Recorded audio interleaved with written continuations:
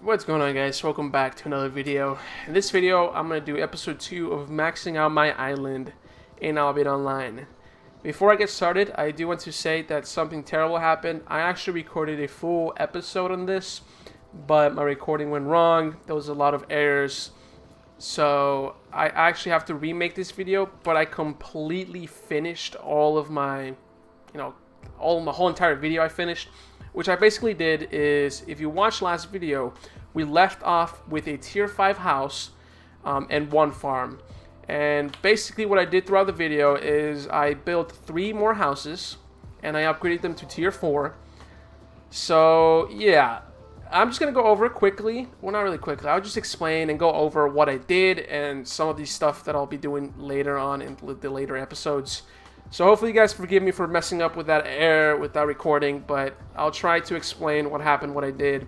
It won't be like as interactive as it was on the first cut of this video that I did, but we'll have to do with it. So the first thing I did is I actually went here and I made my mounts house. As you can see, I actually have chests with mounts in them.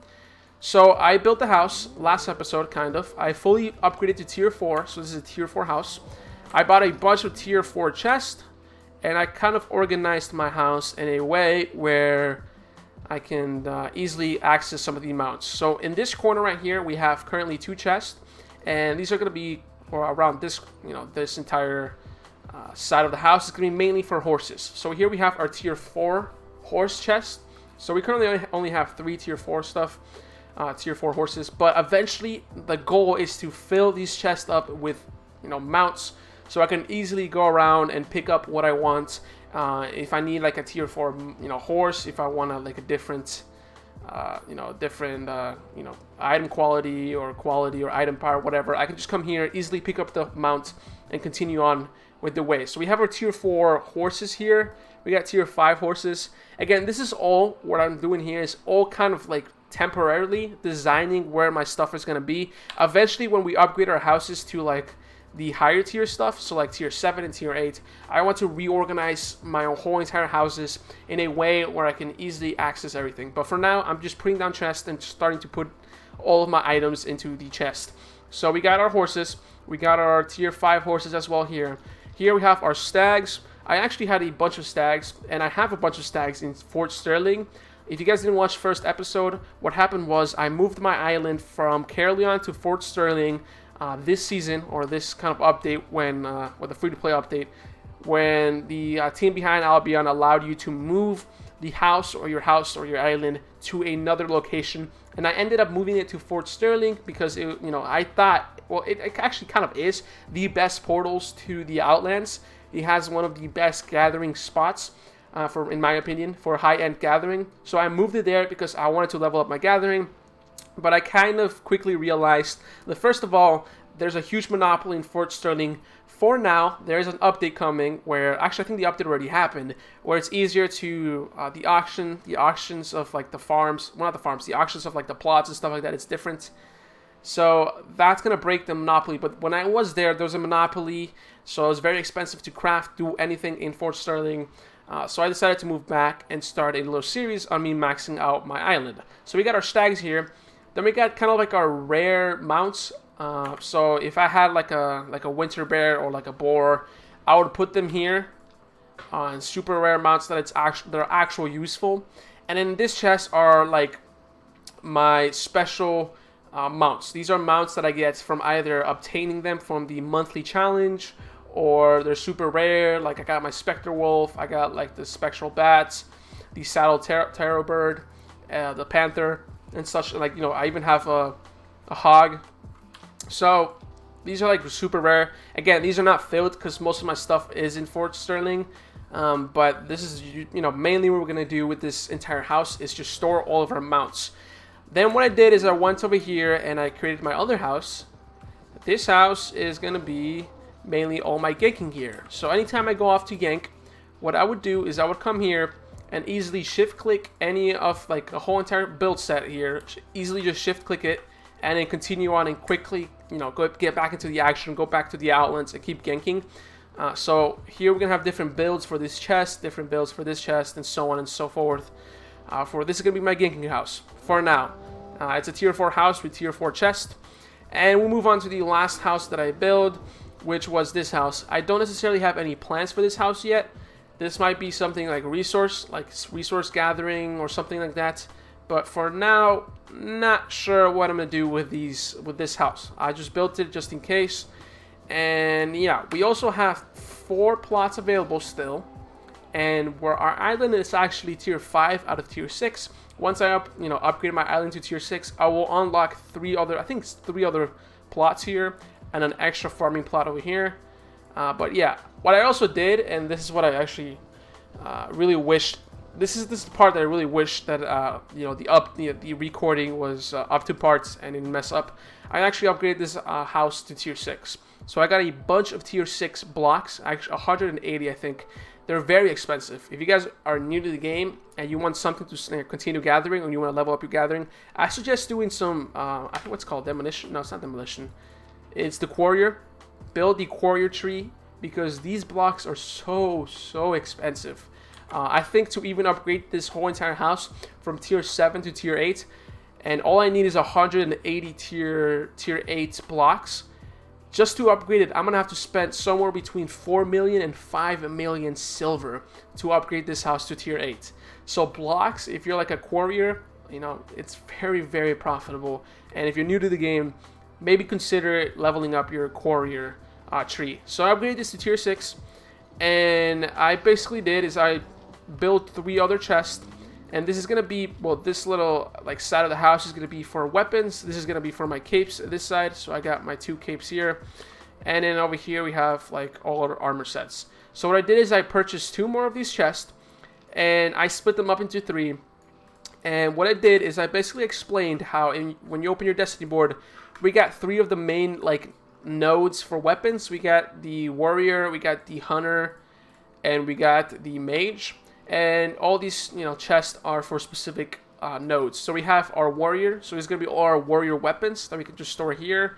We got our hunter, so all of our hunter weapons. I actually have a miscolor here, not sure why. And then all our mage stuff. Eventually, when we start filling up these chests with cool items, will go here. And then the other thing I did is I built 3 cop farms. And I filled them up with, first of all, these 2 right here with corn. And I watered them, so I've used some focus points on that. And then this one with cabbages. So I upgraded all of these with cabbages and all of these with corns. So that actually didn't take much. I think corns were selling for... I didn't buy them from this person. I actually went to the Caerleon market and bought them that way. Because they were, I think, 15,000 instead of 17,000. So it's a little bit less expensive. And what I did is I, purchased the pasture here, and I bought some foals, some tier 3 horse foals. I bought some goslings, and I bought some lambs. The reason I did tier 3 horses instead of any tier 4 or tier 5 is because I want to start raising these horses so I can use them for ganking. I'm going to be using mainly tier 3 horses to go out and gank, just because if I lose them, they really don't have any value to me. So I'm just going to at least, raise them, or raise a couple of them and store them in my mount house for now. But I actually haven't bought any of the foods or, used any of my focus on them. So I'm actually going to go ahead and do that. I don't know exactly how much they need, but I'm going to go to the Caerleon market. And as you can see, we actually have some plots available. And we'll see what we do with them in a later episode. But I'm going to go into the Caerleon market. I might lag because there's a lot of people on. And there's not enough people on for the region to be overpopulated. So let's go here. I think all of these can just take carrots. I want to know what's the cheapest food to feed your animals. I'm guessing it's going to be carrots. So carrots. Carrot. They're really expensive carrots. They're not that expensive. What I can do is buy these 300. Ooh, these are very expensive actually. What can we do? We can do farmable. No, we can do product farming. Yeah, carrots. Yeah, I think carrots are the least expensive. Oh, actually no. Let's check. Got hen eggs. We got the milk. Wait, these potatoes are Are potatoes as expensive as carrots? That's kind of weird. But let's get these carrots. Actually, cabbages are super cheap, or at least less cheap. So let's purchase some of these cabbages. Take item. Let's take... So let's do cabbage. Like another 50 or so. Let's see if this is enough to feed all of my animals that I have there. But if it's not, well, we just let it be and continue on. But I think it's enough. 300 cabbages, 306 cabbages should be enough for, what, 9 animals. And I don't think, I'm not really sure how the actual farming works, like the animal. I know in general, like the animal raising and what you do. But let's see. So if I take this foal right here and I feed it, it's going to take 10 cabbages. We're going to nurture it. This is going to take 10, and this is going to take 10. How much do these goslings take? See, yeah, it took a little bit more. It's like 12. Actually, no, that was 10. It's kind of weird. That was 10, but that seemed... maybe it is 10. Maybe I was just... Yeah, it's 10. So I guess all animals take 10 of the foods.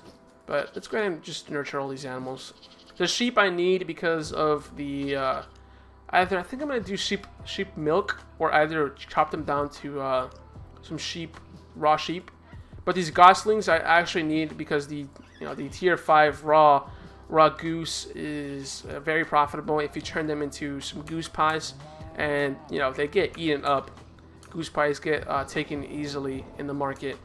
So there we go. We actually have a fully grown or fully full or filled with food pasture. So we'll check on these in 21 hours. So yeah, there's nothing I really can do. I'm really sorry again, guys, that I wasn't able to recover the actual episode. But just stay tuned to the channel. I'll have episode 3 up pretty soon, the next couple of days. And in that episode, we'll start filling some of these these houses and figure out the master house, and maybe upgrade our island to tier 6. And we'll see what we can do with the extra plots. So yeah, I hope you guys enjoyed this video. If you did, make sure you hit that like button. Comment below any suggestions for upcoming Albion Online videos. Make sure you hit that subscribe button for more Albion content. And yeah, guys, I'll see you guys later on my next video. Peace.